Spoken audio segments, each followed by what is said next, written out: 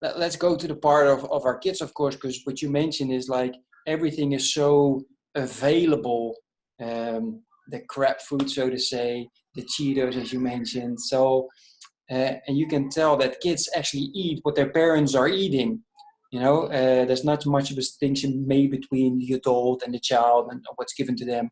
So what's your philosophy on children eating well, and what kind of system or maybe even systems would you recommend for fathers to use to make sure their kids eat all the right foods they need to grow up healthy and set up what you mentioned, the basics, so they continue that and don't get into the trap that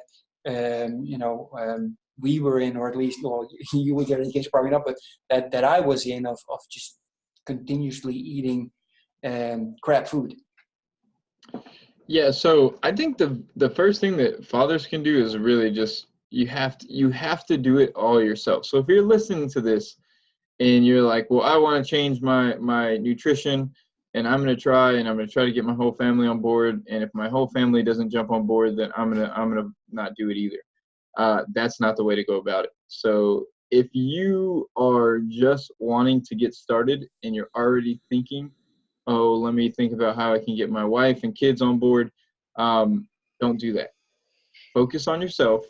Focus on learning and implementing these habits with yourself, because you can't do this at the same time as motivating your wife, convincing your kids, because no one wants to change. Your kids are going to complain about not getting McDonald's. Your wife's going to complain about not getting to eat her donuts. And you're going to also just cave in because you're going to have that added pressure of trying to bring your whole family along. So if your family is on board and they want to change, and or like your family's already kind of doing a lot of great things, then that message isn't for you. But I know I work with a lot of men who are in that situation, and their main issue is they're trying to bring their family along, and they're using their family as an excuse because they can't carry the whole load, and they're just saying, well, it's too hard when my wife doesn't do it, or it's too hard when my kids are eating Chick-fil-A and I have to take them there. So number one, get your own behaviors really nailed down. Make it a priority. Show your family that it is a priority. Because even if you have been doing it for a couple of weeks and you're trying to get your family to make changes, they're not going to really trust that you're going to stick to that for a long period of time. 2 weeks in, 3 weeks in. If they see you doing it for 9 weeks and you change your life and you have more energy and you show up better and you're a better husband and a better father, and you just, everything that's going to come from taking better care of your health, they see and you express to them, that's when you're going to be able to be in a better position to help your family make changes. So that's where I think is really important to consider, is don't let your family hold you back. Now, as far as specific tips for getting your kids to eat healthier, smoothies are my favorite. Again, kids like them. You can figure out how to get a kid to like it, because you can put peanut butter or almond butter, or you can do different types of berries. You can always sneak spinach in there. I've seen most kids will eat spinach if you put it into a smoothie, because it doesn't change the texture in it, and it doesn't change the taste at all. So smoothies have been huge. And you just, with your kids, what I've always done is I try to find like a couple of vegetables that he'll eat, my son will eat, because vegetables are the key to health.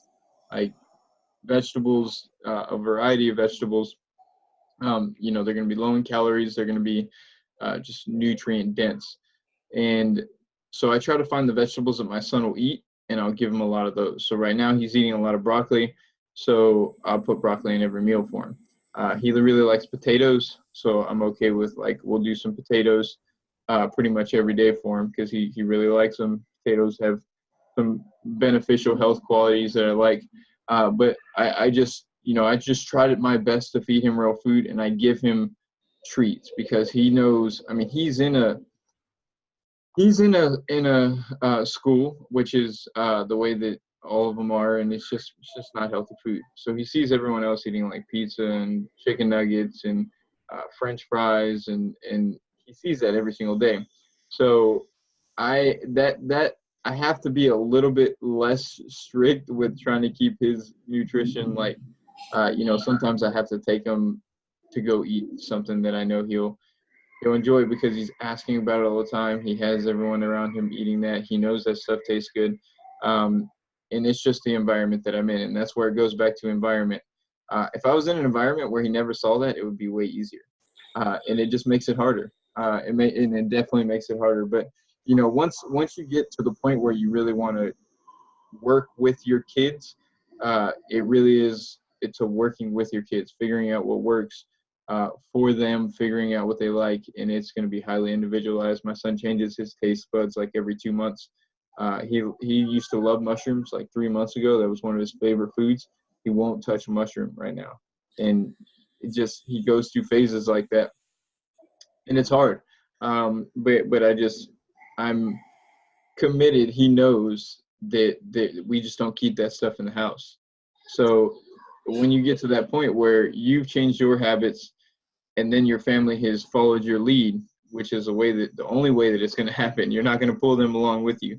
You have to, set that lead. You have to lead by example, and then they'll follow. And if you've done that,